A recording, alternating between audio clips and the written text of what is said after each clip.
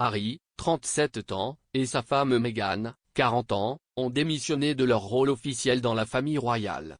Le duc et la duchesse de Sussex vivent désormais à Montecito, en Californie, avec leurs enfants, Archie et Lilibet. Des questions ont été soulevées ces derniers mois quant à savoir si les Sussex retrouveront le duc et la duchesse de Cambridge aux États-Unis en 2022. Cela survient après l'annonce par le prince William l'année dernière de son intention et de celle de Kate de se rendre aux États-Unis. La confirmation d'une tournée aux États-Unis a suivi l'annonce que le prix environnemental Earthshot, que le duc a fondé, se rendra en Amérique.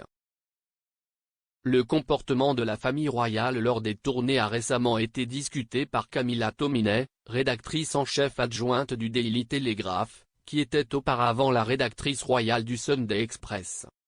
S'exprimant le mois dernier sur le podcast Women with Ball, animé par Katie Bowles de The Spectator, le journaliste royal vétéran a révélé que Harry agirait parfois très en colère contre la presse, et à d'autres moments amical.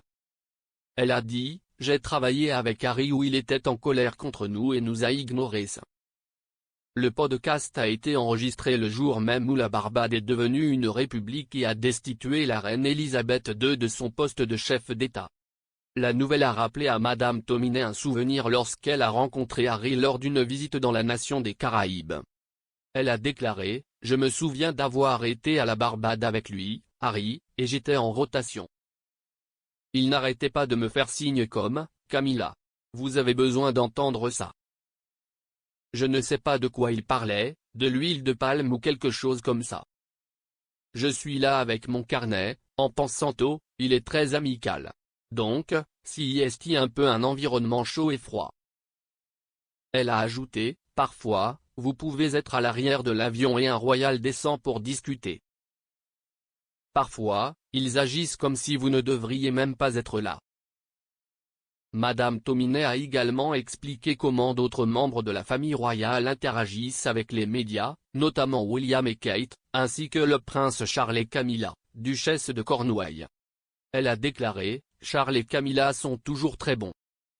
Ils s'engagent toujours, en particulier la duchesse, ce qui est un peu ironique quand on sait qu'elle a été tellement vilipendée par la presse. » William et Kate ont par le passé eu de petites réceptions pour les médias pendant leur tournée, puis vous pouvez discuter avec eux, ce qui est toujours bon pour avoir du temps face à face. Les détails du voyage américain de William et Kate, y compris s'ils rencontreront Meghan et Harry, n'ont pas été confirmés. Ce voyage sera le premier du couple à traverser l'Atlantique depuis leur visite à New York en 2014. William espère reproduire le succès de son prix Earthshot aux États-Unis après la cérémonie inaugurale des prix qui s'est tenue à l'Alexandra Palace de Londres en octobre.